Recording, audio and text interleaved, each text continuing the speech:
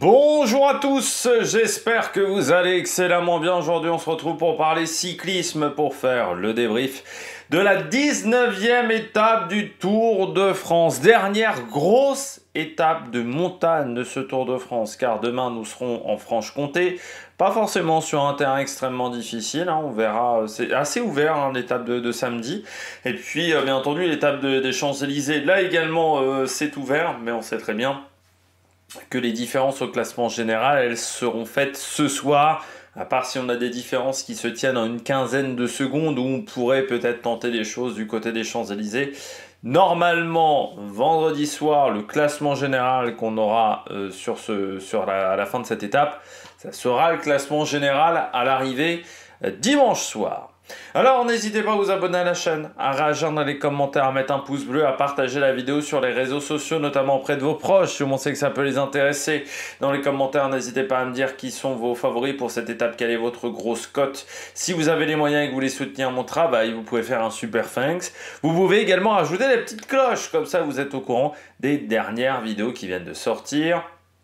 Et plus vous cliquez rapidement sur les notifications sur les miniatures juste après la mise en ligne des vidéos, et bien plus elles sont mises en avant. Je précise aussi pour le Tour de France Femmes, alors je vous détaillerai peut-être le programme demain lors du débrief de cette même étape. Mais on aura les présentations vont être faites en temps et en heure, les débriefs par contre, je ne sais pas comment. Je vais me démerder parce que le fait est que l'étape de samedi se déroule après l'étape masculine, sauf que moi, il faut que je fasse le débrief dans la foulée. J'ai pas d'autres moyens, et donc le débrief dans la foulée fait que je vais rater l'étape féminine, que je vais pouvoir récupérer après, je pense, dans la soirée, enfin dans la nuit même, presque. Mais quand je vais faire le débrief de cette étape, est-ce que ça sera lié à l'étape numéro 2? Je ne sais pas encore, du côté du Tour de France femmes. On commence tout de suite avec cette étape, une journée, comment dire, c'est une dernière journée, on sait que c'est là où les classements peuvent se faire, peuvent se défaire. Souvent la course va être assez fermée pour le classement général, parce que la hiérarchie on la connaît, on sait aussi aujourd'hui que Vingegaard ne reprendra pas la première place. Alors il reste cette bagarre pour le maillot blanc, qui va peut-être nous intéresser, et cette bagarre pour le podium, encore une fois, entre Roglic, Olni, Lipovic. Qu'est-ce que tentera la Red Bull? Est-ce que Olni arrivera à prendre ce maillot blanc? Ça va être la grosse interrogation de cette dernière journée. Le classement de la montagne, même si je ne vois ni Arensman ni Martinez être en capacité de marquer énormément de points sur cette journée, je pense que Martinez est rincé, et je pense qu'Arensman a fait beaucoup d'efforts sur l'étape numéro 18 et qu'il aura du mal à tenir la cadence aujourd'hui. Et puis vous avez des coureurs qui se disent là, c'est ma dernière chance aujourd'hui. C'est ma dernière chance d'aller chercher un résultat, d'aller chercher une victoire et de peut-être sauver mon Tour de France également pour certaines équipes. Donc ça peut aussi modifier un petit peu le manière de courir cette étape. Donc moi, en termes de spectacle, j'en attends pas énormément de choses de cette journée. Autant sur l'étape numéro 18, on pouvait attendre pas mal de spectacles, autant sur celle-là, je ne sais pas. Et puis le parcours me plaît pas tant que ça au final, à part le col des Prés, mais qui est quand même assez loin de l'arrivée. Je trouve que sur le reste, on est sur des cols qui sont assez réguliers dans leur pourcentage, et même si le dernier col est long, il est régulier, et je pense que c'est compliqué maintenant sur ces cols longs et réguliers.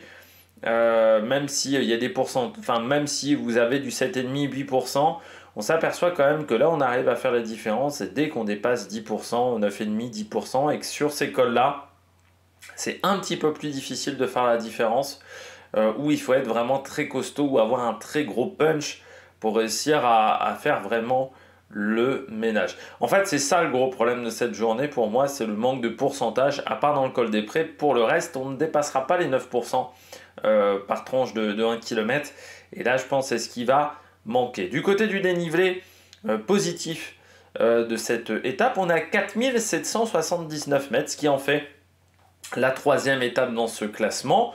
60 points au classement de la montagne à récupérer et 40 points au classement du maillot vert, c'est-à-dire 20 au sprint intermédiaire qui arrivera extrêmement tôt dans cette étape, et puis 20 points également à l'arrivée. On regarde tout de suite le parcours de cette journée, de cette dernière grosse journée de montagne, avec donc ce départ depuis Albertville pour arriver du côté de la Plane. Seulement 131 km 500 au programme, ce qui fait que l'étape va être très dense dès le départ. Avec un sprint intermédiaire à Ugine, 900 mètres à 5,7%. En fait, c'est le pied de la côte de Héry sur Ugine. C'est-à-dire qu'on fait les premiers mètres. Ça donnera le sprint intermédiaire donc, qui arrive dès le début de la journée. Donc vous voyez, autant par rapport à l'étape d'hier, il n'y a pas une demi-heure de plat. En gros, on attaque d'entrée par des difficultés. Et cette côte d'Héry sur Ugine, qui n'est pas très pentu, on est sur une côte de 11 km, mais seulement classée en deuxième catégorie. Vous voyez, le pourcentage max par tranche de 1 km, c'est 6% seulement.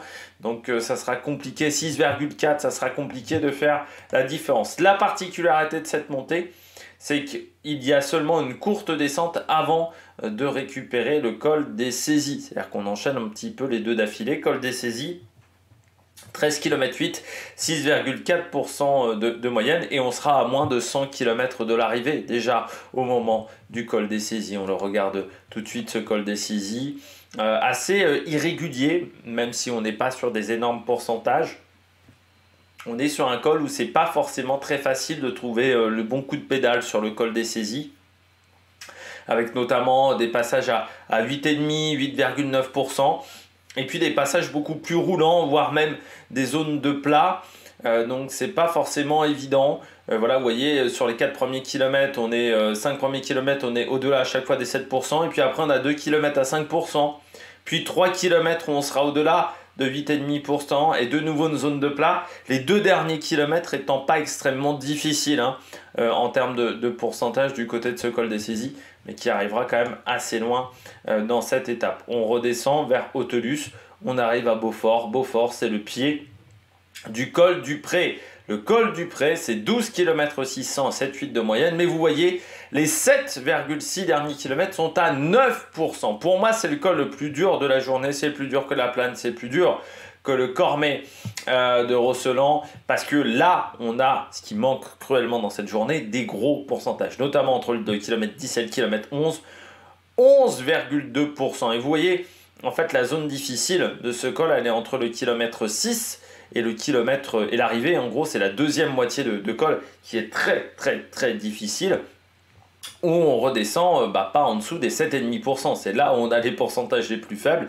Sinon, on est tout le temps au-delà de 8,5% très régulièrement. Donc voilà, ce sont ces 7 derniers kilomètres qui sont extrêmement difficiles. Les 5 premiers, eux, sont un peu moins compliqués. Donc c'est vraiment là où on peut faire la différence. Et puis ensuite, là aussi, ça s'enchaîne.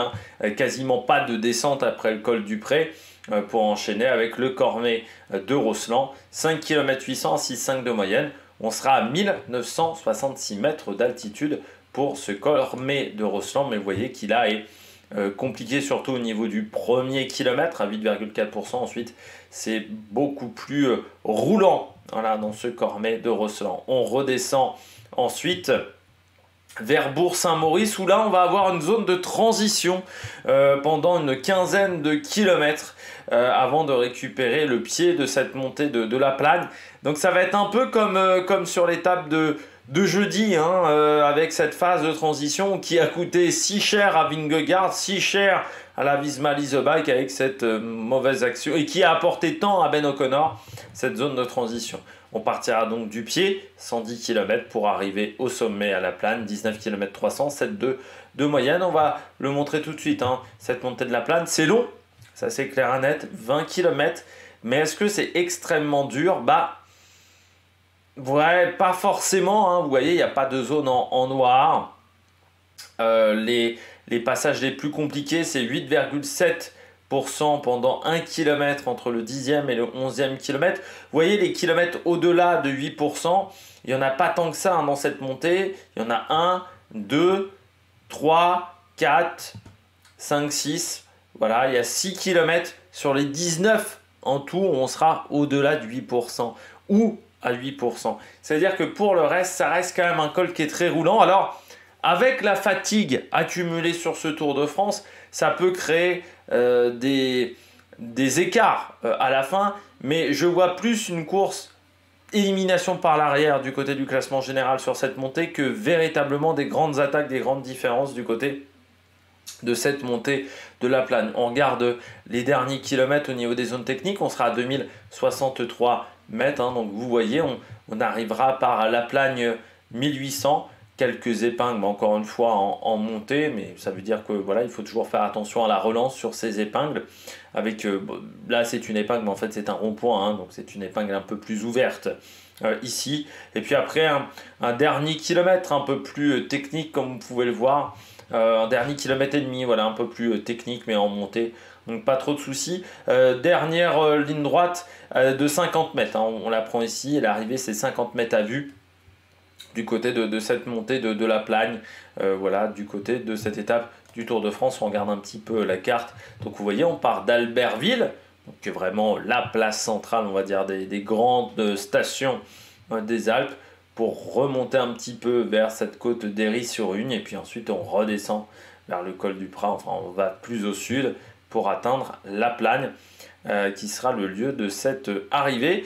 Et je rappelle que là on arrive à la Plagne, donc en Savoie, et que demain c'est la Franche-Comté. Ça veut dire qu'il va y avoir un long transfert ce soir pour atteindre le départ de l'étape de samedi, en sachant que samedi on part tôt pour une raison extrêmement simple. L'étape doit arriver vers 16h, 16h30, car ensuite à 17h15, 17h20, c'est le départ du Tour de France Femmes. Ça va être intéressant même de savoir s'il y aura Marion Rousse au commentaire de cette étape, parce que demain, c'est tous les préparatifs, hein. C'est-à-dire les réunions avec les directeurs d'équipe, les réunions sécurité ont lieu demain. Donc c'est-à-dire que si demain elle commente le Tour de France, c'est-à-dire qu'elle sert vraiment de plante verte pour l'organisation du Tour de France Femmes. Elle ne sert donc pas à grand-chose, c'est pas elle qui s'occupe de tout ce qui est administratif. Donc contrairement à Christian Prudhomme, voilà, elle sert vraiment de plante verte, quoi. Ça veut dire en termes de fabrication de la course, parce que demain, c'est toutes les réunions qui ont lieu vendredi, les réunions de préparation, sachant que les premières conférences de presse ont eu lieu ce jeudi, avec notamment la présentation des différents maillots. Il y a eu notamment une interview de Pauline Ferrand-Prévot, j'ai vu ça ce matin, donc voilà, ça montrerait véritablement qu'elle ne sert que de plante verte, et c'est juste, on va dire, une sorte d'invité de prestige, mais qu'elle n'a pas un véritable impact sur la construction du parcours et de la course. Et ce qui serait bien dommage, parce que Christian Prudhomme, lui, il a un rôle quand même important dans la course et du côté d'ASO. Donc, et lui, il est là quand il y a des réunions officielles. Donc ça serait un petit peu triste. Voilà. On regarde tout de suite le tourisme sur cette étape. Le tourisme à Albertville, bien entendu, il est marqué, ce tourisme, par les Jeux de 92. Et oui, ces Jeux olympiques d'hiver, et notamment par le parc olympique Henri Dujol, parce que Albertville a été transformé, les stations des Alpes ont été transformées au moment de ces Jeux d'Albertville, notamment dans leur manière d'attirer les touristes, avec l'aménagement d'énormément d'infrastructures, notamment routières, pour faciliter l'arrivée de touristes. Alors, pourquoi il se nomme Henri Dujol? C'est le nom du maire d'Albertville de 71 à 95. Alors, au centre, comme vous le voyez, vous avez le mât olympique de 53 mètres autour duquel se sont déroulées les cérémonies d'ouverture et de clôture en février 92. Voilà, cérémonie d'ouverture assez particulière, celle de 92. Pour en avoir vu des extraits, pas tout compris. Donc, on a eu, à côté, il y avait la halle olympique. On a eu le patinage artistique, le short track également, qui était à l'époque épreuve de démonstration également. Donc aujourd'hui, vous avez un mur d'escalade qui est le plus grand d'Europe. Et la vasque de 8 mètres et d'un diamètre de 4,7 mètres a été décidée par Philippe Stark, qui était le grand designer de l'époque. Elle avait été allumée notamment par Michel Platini, voilà, le 8 février 92, jour du début des Jeux Olympiques. On poursuit avec un autre lieu à voir du côté de cette commune d'Albertville. Un des lieux tout à fait intéressants de cette commune. Eh bien, c'est le musée d'art et d'histoire, qu'on appelle également Maison Rouge. Alors cette bâtisse a été construite au XIVe siècle. Au départ, de la brique rouge a été utilisée pour la construction. Et c'est à Conflans, c'est à côté d'Albertville. Conflans fut le seul village à l'avoir employé durant environ un quart de siècle. Mais la pierre traditionnelle refit rapidement son apparition, voilà, parce que plus intéressante. C'est le musée ethnographique et d'histoire sur la vie des Savoyards d'autrefois. C'est également un centre d'études et de recherche sur la neige et les avalanches. J'espère qu'il n'y aura pas d'avalanche. Normalement, en juillet, surtout à ces altitudes que prendront les coureurs, normalement, on ne devrait pas avoir de problème. Et puis on termine avec l'église.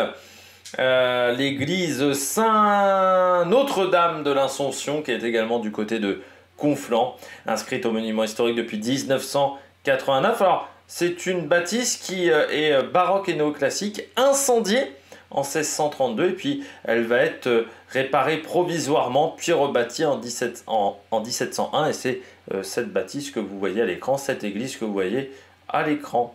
Voilà. On poursuit. Alors, sur cette étape, pas beaucoup de lieux touristiques, pour une raison, enfin, pas beaucoup de lieux touristiques au niveau architecture. On a bien entendu les stations de ski, je pense que vous les connaissez. On n'a pas forcément de trucs assez particuliers, voilà, du côté de cette étape, tout simplement parce qu'on traverse beaucoup de petits villages, pas forcément des grandes villes, du côté de cette étape. Hein. Donc, c'est pour ça que j'ai deux éléments, on va dire, marquants autour de cette étape. Premièrement, puis l'étape est très courte en plus, hein, en termes de kilométrage, ce sont les gorges de l'Arly que vous voyez ici. Alors, les gorges de l'Arly sont situées entre la chaîne des Aravis au nord-ouest et le massif du Beaufortin au sud-est. Elles constituent entre Flumet et Ugine le cours moyen de l'Arly, qui va prendre sa source à Megève et qui va ensuite aller dans l'Isère par du côté d'Albertville. Alors vous avez des roches avec une géologie particulière, et puis vous avez souvent des éboulements également dus à ces roches, notamment de la départementale 1212, voilà, qui longe la rivière. Voilà, donc c'est l'une des routes les plus chères de France. Il faut savoir, cette départementale, parce qu'il faut souvent faire des réaménagements autour de ces gorges de l'Arly. Et puis l'autre endroit important, c'est le col des Saisies que nous allons voir dans cette étape, ce col des Saisies. Pourquoi? Eh bien, tout simplement parce que, alors on connaît bien entendu la station de ski qui a été le fief de Franck Picard, notamment champion olympique du Super G en 88. Mais ce qui est un peu moins connu, c'est son histoire pendant la Seconde Guerre mondiale, où il va devenir, ce col des Saisies, un refuge de la résistance. Le 1er août 1944, sous le nom de code Ébonite, a lieu le plus gros parachutage d'armée effectué par les Alliés au profit de la résistance. 78 forteresses volantes venant de Londres larguent 899 conteneurs d'armes destinés aux 3000 hommes des maquis de Savoie. Voilà, c'est un lieu important de l'époque. Voilà. Alors il faut savoir que les saisies ont accueilli également des épreuves d'Albertville en 92, notamment le biathlon et les premières médailles françaises dans la discipline, notamment le titre olympique en relais féminin, qui a été la première médaille d'or de l'équipe de France en biathlon. Voilà. Il faut savoir que les Jeux de 92, c'est même des Jeux importants pour la France, parce qu'on a eu nos premières médailles en biathlon, mais également les premières médailles en combiné nordique aussi, avec un doublé, même du côté du combiné nordique. On termine du côté de La Plagne, cette étape. Alors, il faut que je fasse une petite transition, voilà, pour aller du côté de La Plagne, voilà. Alors La Plagne, là aussi, marquée par les Jeux Olympiques de 92, avec la piste de bobsleigh, qui est l'endroit presque symbolique de La Plagne.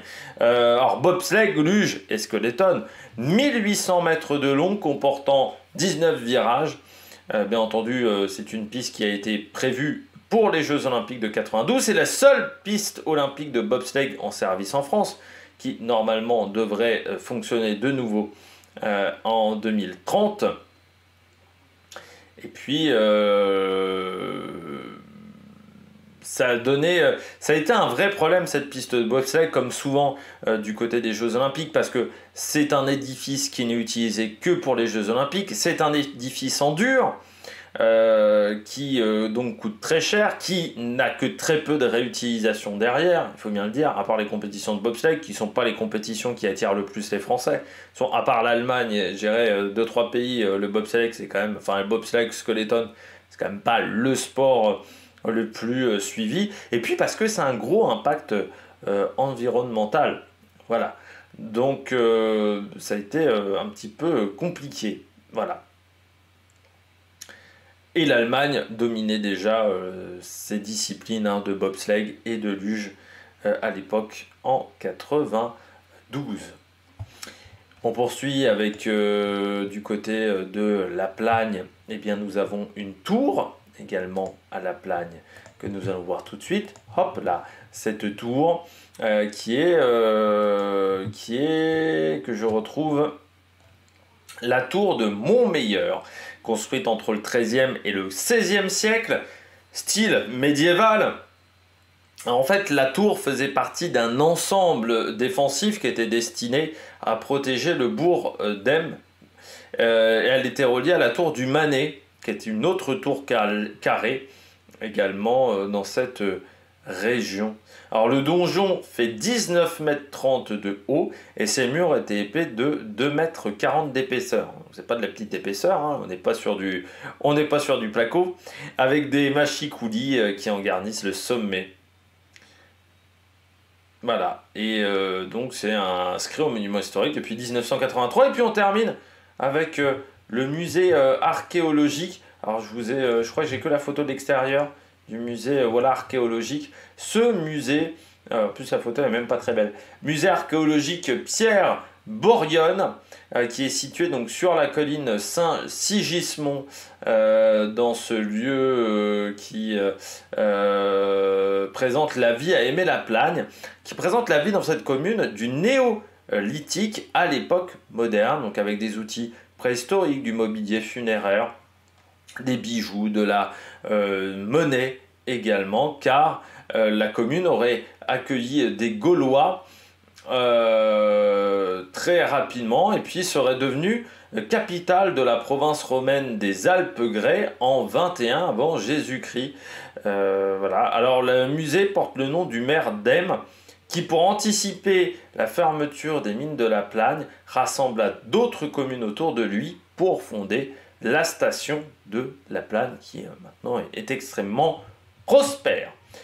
La gastronomie, tout de suite, avec une saucisse dont on avait déjà parlé l'an dernier, forcément, dans les Alpes, les Dio, que vous voyez ici, donc qui sont des toutes petites saucisses savoyardes, donc qui sont nature, pur porc, fumé, au chou, parfois au Beaufort également, qui est le fromage de la région.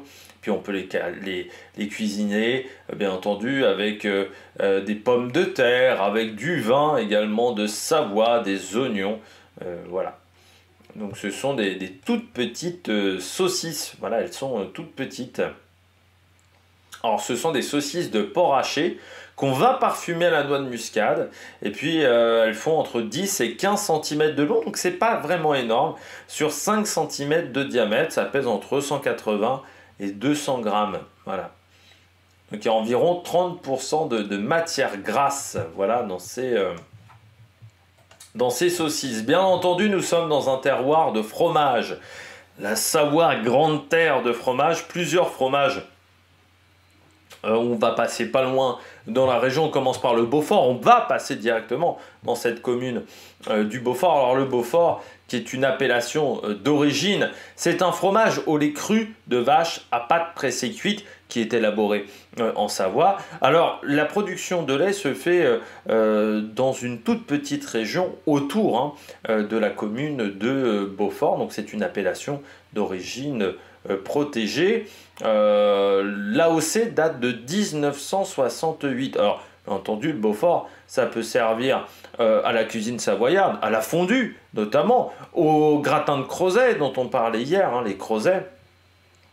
Et puis, eh bien, c'est un fromage qui daterait, les premiers fromages dans la région dateraient de 20 avant Jésus-Christ, du côté de Beaufort. Et puis, ce fromage a perduré voilà, dans le temps. L'appellation Beaufort associée à ce fromage remonterait à 1865.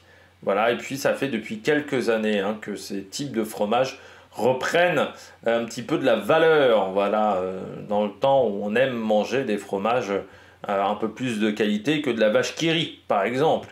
On continue également avec un autre fromage de la région qui s'appelle la Tome des Bauges. Alors la Tome des Bauges, pour tout vous dire, hier j'étais au supermarché, faire les courses on va dire de la semaine, voilà, et j'en ai vu de la Tome des Bauges, voilà, qui était au rayon, vous savez, libre-service, voilà, où vous attendez, pas au rayon libre-service, plutôt avec le rayon fromage où vous avez la personne qui vous coupe du fromage. Alors c'est un fromage au lait de vache, donc ça j'ai bien pu le voir, avec une pâte assez particulière en termes de couleur. C'est une pâte pressée non cuite, salée et à croûte fleurie, 18 à 20 cm de diamètre et un poids entre 1,1 kg et 1,4 kg. Voilà, sa pâte est de couleur ivoire à jaune et sa croûte grise. C'est vraiment très gris. Là, peut-être que sur la photo on ne le voit pas très bien, mais vraiment la croûte est extrêmement grise. Appellation d'origine protégée depuis 2007. Alors la production laitière s'étend sur 54 communes du côté de la Savoie, du côté de la Haute-Savoie. Alors si vous voulez en consommer, les meilleures périodes c'est en ce moment, entre mai et août, ça va bientôt se finir. Alors c'était une tome qui était déjà fabriquée au XVIIe siècle. Et en fait, c'est une tradition, un savoir-faire très ancien. Et donc ce fromage, ce nom daterait, on va dire, de 1800, 1807. Dans un questionnaire remis au préfet de l'époque, elle était définie comme le fromage que consomme le paysan et dont on ne saurait se passer à chaque repas. Voilà, cette tome. Alors aujourd'hui, en 2018, on a commercialisé 960 tomes de fromage. Tonnes de fromage, pas de tomes, voilà, tout ce qui est assez intéressant. Et la marque a été déposée seulement en 72.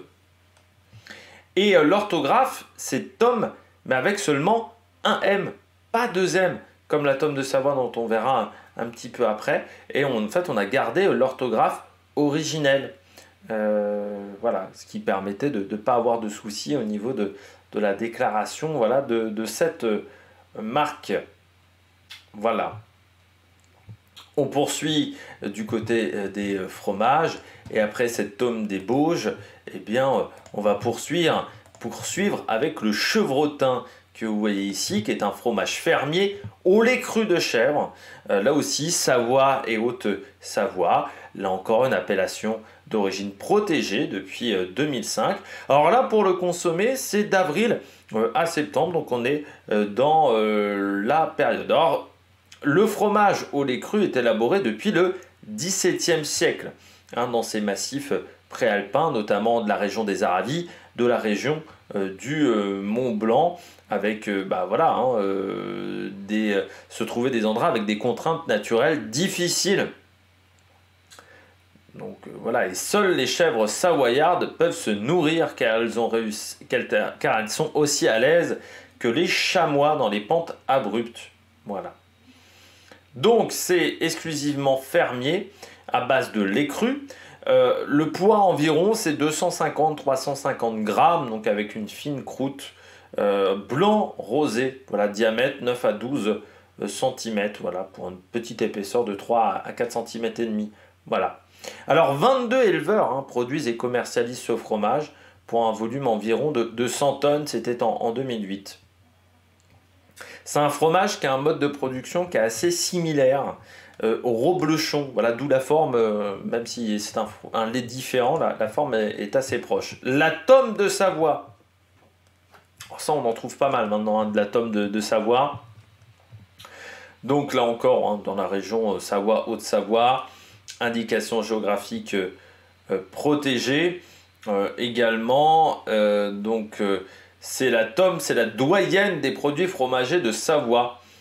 Au départ, c'était pour utiliser le lait écrémé qu'on récupérait de la fabrication du beurre, voilà, du côté des paysans. Et c'est pour ça que l'aspect de ce fromage est assez rustique, assez brutal, on pourrait dire. Alors la tome de Savoie, au final, désormais, c'est un fromage à pâte pressée non cuite, poids 1,6 kg, donc voilà, ça fait quand même un poids assez important. Et la période de consommation optimale, c'est de juin à octobre. Donc on est encore en plein dedans, affinage de 10 semaines. Mais on peut encore la consommer en mars, en décembre également, un petit peu après ces dates-là. Donc il existe 3 types de tomes de Savoie. Il y a une production fermière. Vous pouvez la remarquer avec une pastille verte, si vous la trouvez dans le commerce. Vous avez une production de fruitière. Donc ça, c'est une coopérative agricole. Vous allez avoir une petite pastille rouge dessus. Et enfin, la fabrication industrielle, là, il n'y a aucune pastille. Autant vous dire que la pastille verte, la pastille rouge, ça peut être intéressant si vous aimez le fromage. Voilà.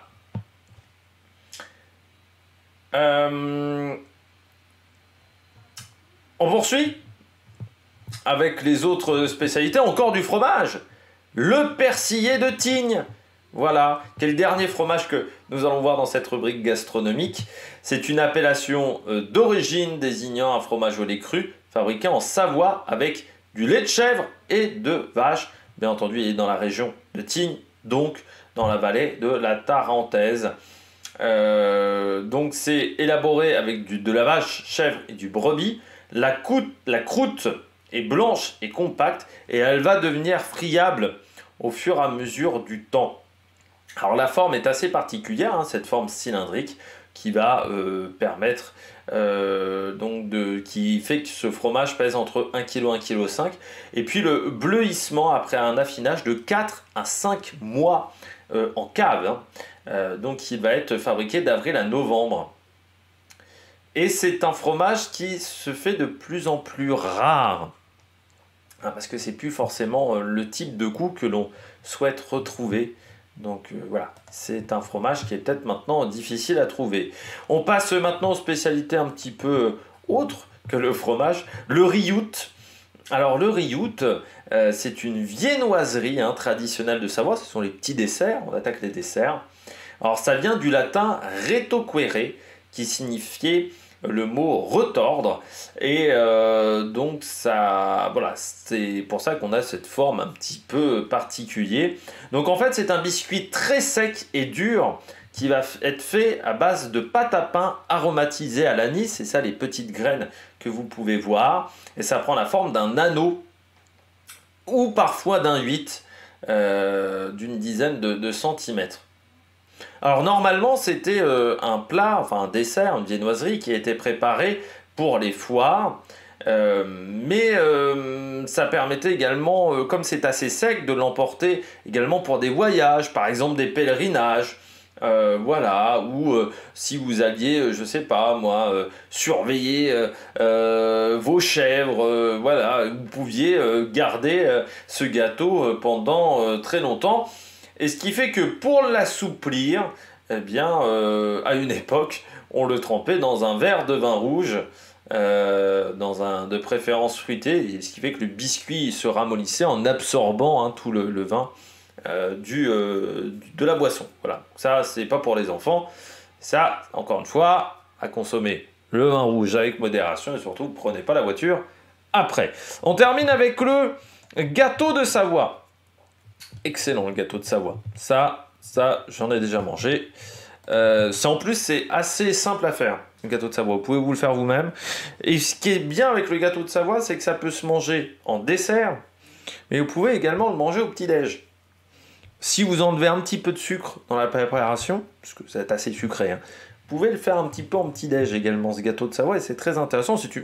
Comme une génoise, hein, en fait, tout simplement. C'est un gâteau qui est très aéré. Voilà. Alors, ça viendrait d'une recette élaborée au XIVe siècle, au temps du comte Amédée VI.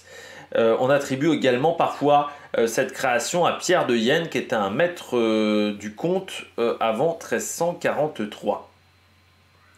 Donc il y a une petite bagarre entre les deux, voilà, entre ce Amédée VI et ce Pierre de Yenne, quant à la paternité de ce gâteau. Il aurait été présenté à Charles IV, qui était de passage en Savoie, le roi à l'époque, entre 1373 et 1383, et qui aurait décidé de l'introduire dans la cour du château.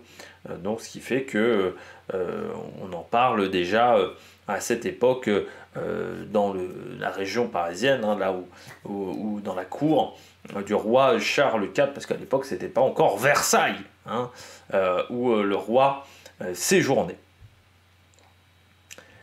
Donc c'est un gâteau, c'est très simple, c'est des œufs, du sucre en poudre, de la farine, un peu de fécule et puis un petit zeste de citron râpé. Puis le gâteau de Savoie, voilà, c'est très aérien parce qu'en fait on va ajouter à cette préparation les blancs d'œufs, voilà, qui vont être montés en neige. Voilà, ce qui fait que ça va aérer énormément le gâteau. Donc ça fait un gâteau tout fluffy, voilà, comme on dit maintenant, tout mou, tout souple. C'est très intéressant. Et ça, moi je vous le dis, vous pouvez en manger au petit-déj, voilà, si vous voulez. On passe à la partie histoire du Tour de France. Et on va aller sur le Tour de France 1987. Et à l'époque, on est sur l'étape numéro 21. Alors il faut savoir que sur le Tour de France 87, l'étape 21 n'était absolument pas la dernière, comme aujourd'hui, car sur le Tour 87, eh bien, c'est peut-être le tour le plus long de l'histoire en termes de nombre d'étapes. On avait 25 étapes avec un prologue en plus, c'est-à-dire qu'en gros, il y avait 26 jours de course. Le départ se faisait depuis Berlin-Ouest. On avait un chrono de 87 km, ce qui aujourd'hui n'existe plus. Et puis surtout, on a eu un record de partants en 87, 205 coureurs. Voilà, donc aujourd'hui, là cette année on en avait 184. Moi j'ai connu les Tours de France à 198, mais ça veut dire que ça faisait 205, c'était assez impressionnant. À l'époque on devait être encore avec des équipes de 10 coureurs, ou peut-être qu'on était déjà à 9, je ne sais plus, pour avoir 205 partants.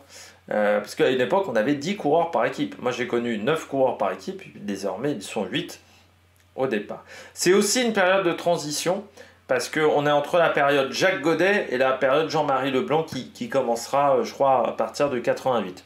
Alors, début de journée assez tranquille au niveau du rythme de course. On note l'abandon du vainqueur du prologue, Nischbauer. Et puis, Chozas va être le premier attaquant au kilomètre 24, mais il est rattrapé puis déposé par Munoz. Il faut savoir que pour avoir ces informations-là, je me suis servi du site La Grande Boucle et du site Mémoire du cyclisme. Alors le coureur espagnol va passer en tête du Galibier qui va être le premier col de la journée. Derrière on retrouve Jean-René Bernaudot ou encore Herrera et le peloton est vraiment réduit simplement au leader à ce moment-là. Parmi les lâchés on retrouve Criquet-Lyon, on retrouve également Alcala. Le peloton des favoris rattrape tout le monde dans la descente de ce col et on peut signaler la chute dans la descente de Fignon et Mottet. Ce sont des chutes qui sont sans grande gravité. Dans la vallée, avant le col de la Madeleine, qui est l'avant-dernière difficulté de la journée, eh bien, Stéphane Roche, le vainqueur du Giro, donc qui est en grande forme, décide de sortir en anticipant. Il va être rejoint par 6 coureurs, Fuerte, Sanders, Munoz, Tenisseux, Bernaudot et Parra. Au pied de la Madeleine, ce groupe a 1 minute 36 d'avance sur le peloton et donc Stéphane Roche est maillot jaune virtuel devant Delgado. Mais le coureur espagnol accélère, ce qui va faire craquer Jean-François Bernard, le troisième du général, et il revient dans la descente sur l'Irlandais. Bernard revient également avant la dernière difficulté du jour, mais ça sera dur quand même de se refaire la cerise. La dernière difficulté du jour, c'est la montée vers la Plagne.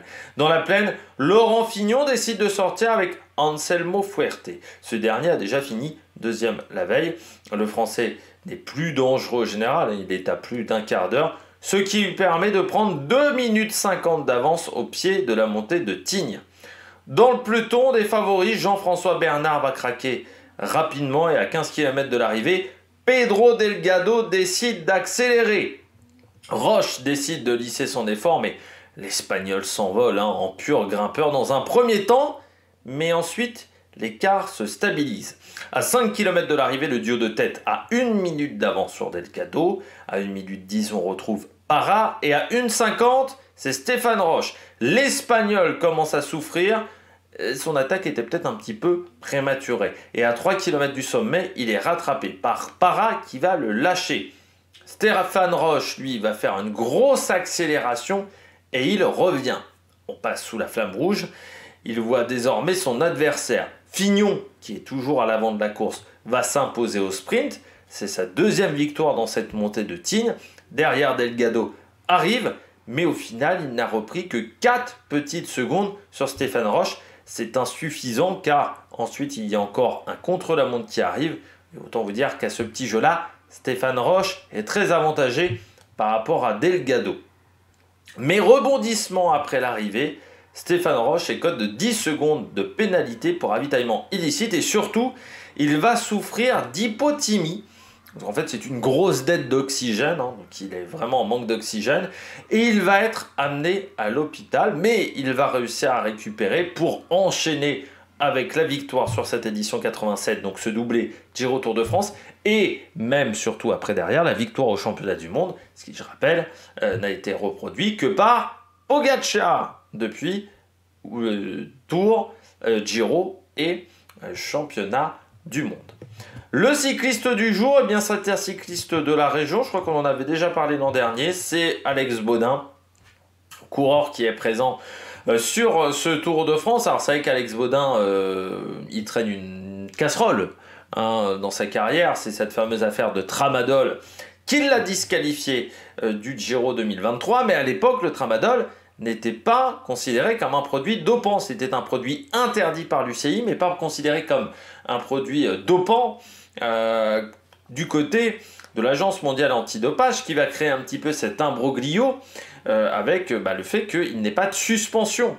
Il est juste disqualifié d'une épreuve, ce qui était arrivé également à Nairo Quintana. Alors il va avoir un peu plus de chance que Quintana parce que il va certes ne pas courir pendant 5-6 mois du côté d'AG2R, mais il pourra reprendre sa carrière pour sa dernière année de contrat du côté d'AG2R, qui aurait bien voulu le virer, il faut bien le dire, mais qui n'avait pas de raison, vu que ce n'était pas un produit dopant. Il y avait toujours ce problème dont on en avait beaucoup parlé l'an dernier. Il va faire une très bonne saison 2024, ce qui va lui permettre de rebondir, de changer d'équipe, d'aller chez EF, car Decathlon ne voulait plus de lui. Il va notamment faire 4e de la première étape du Tour d'Italie, ce qui va lui permettre d'endosser le maillot blanc. Il va remporter également le Tour du Limousin, par exemple. Donc voilà, une très très belle saison. Et puis là, sur le Tour de France, pour le moment, c'est vraiment pas mal, après un Dauphiné qui a été assez intéressant du côté d'Alex Baudin, voilà, qui est donc de la région, parce qu'il est né du côté d'Albertville. La météo du côté de cette étape, eh bien, je ne vais pas vous montrer la carte parce qu'il n'y a pas grand chose à dire. Le temps en pleine, on sera entre 20 et 23 degrés avec un temps qui va être très orageux pendant toute la journée. Normalement, ils vont se prendre de la pluie les coureurs, voire pire. Le vent sera un léger vent de nord-ouest, donc plutôt de dos dans les différents cols de la journée, mais qui n'est pas très impactant. Au pire, en rafale, on aura 30 km/h et très souvent, ça sera un vent assez calme. Au sommet du col des Saisies, la température sera de 13 degrés. au Cormet pardon, de Rosseland, là on aura 11 degrés c'est là où le vent devrait être le plus fort en montagne, encore une fois, entre 15 et 30 km/h. À la Plagne, 12 degrés. Alors c'est à 1800 mètres d'altitude. Et voilà, on aura 12 degrés, donc on peut perdre peut-être 1 ou 2 degrés supplémentaires au sommet de cette montée de la Plagne, avec assez peu de vent du côté de la Plagne. On ne devrait pas dépasser les 15 km/h selon les dernières prévisions météo. La stratégie, moi je pense qu'on aura une échappée. Vainqueur aujourd'hui, je pense pas qu'on ait un leader, enfin je pense pas qu'on ait un coureur du top 5 qui parte dans l'échappée. Parce que premièrement Vingegaard, ou qui tente d'aller chercher la victoire d'étape aujourd'hui. Parce que Vingegaard, il a compris que son équipe lâcherait pas les équipiers de Pogačar comme ça. Que son équipe bosse pas vraiment pour lui, en plus. Donc je crois je pense que ce soir, il a fait une croix. Voilà. Et que donc ce matin, moi je pense qu'il va, voilà, on va plutôt jouer tranquillement sur cette dernière étape. Il y aura, je pense, une bagarre pour la 3e place du général, mais qui se déroulera du côté de la Plagne. Peut-être au col du Pré, mais je pense pas avant. Et le final permet pas de faire des gros écarts. La montée vers la Plagne permet pas de faire des gros écarts, donc je pense que on n'aura pas de spectacle du côté du peloton. Par contre, du côté de l'échappée, y a des coureurs qu'on n'a pas forcément vus sur l'étape 18 qui vont vouloir se montrer parce qu'ils savent que c'est leur dernière chance. Alors du côté de mes favoris, je pense à Storer. Storer, il n'a pas eu de chance sur l'étape 18. Il essaye de prendre l'échappée, il a un problème mécanique. Donc je me dis, pourquoi pas aujourd'hui pour Storer. Surtout, je pense qu'il a les bonnes jambes. Van Wilder, le coureur belge, on ne l'a pas vu. Aujourd'hui, on n'a pas vu non plus Paré Peintre. Ça peut peut-être être intéressant pour lui. Tobias Aland Johannessen, un peu plus loin au classement général, mais qui pourrait peut-être essayer de passer devant Vauclin, ou au moins d'aller chercher une 2e victoire de prestige. Pour la Uno X, en grosse cote, Guillaume Martin. Aujourd'hui, il a fini, sur l'étape 18, il finit à 29 minutes. Jusqu'à maintenant, il s'accrochait à chacune des étapes. Alors, soit il n'a vraiment pas digéré les Pyrénées, soit je me dis qu'il s'est concentré sur cette étape-là pour tenter d'aller chercher un résultat sur cette journée. Bon. Du côté du programme télé, départ fictif à 13h30, donc assez tardif vu que l'étape est assez courte. Départ fictif qui durera seulement 10 minutes, on quittera assez vite Albertville. Côte d'Héry-sur-Eugine en 2e catégorie, à 111 km de l'arrivée entre 14h14 et 14h19. Le col des Saisies, première catégorie, le sommet à 94 km de l'arrivée entre 14h44 et 14h59. Le Cormet de Rosseland à 51 km de l'arrivée entre 15h58 et 16h17. Le pied de la montée finale, ça sera entre 16h35 et 16h57 pour une arrivée prévue entre 17h18 et 17h46. Et puis après, il va falloir redescendre pour rentrer au bus. Et puis après, long transfert. Ça aussi, ça à prendre en compte. Assez long transfert quand même ce soir. Une nuit qui risque peut-être d'être assez courte au final pour les coureurs. Eh bien, j'espère que vous avez aimé cette vidéo. Nous, on se retrouve ce soir pour faire le débrief de cette étape. D'ici là, n'hésitez pas à vous abonner à la chaîne, à réagir dans les commentaires, à mettre un pouce bleu. Et puis, de nouvelles aventures sur Amérique Production. Ciao, ciao!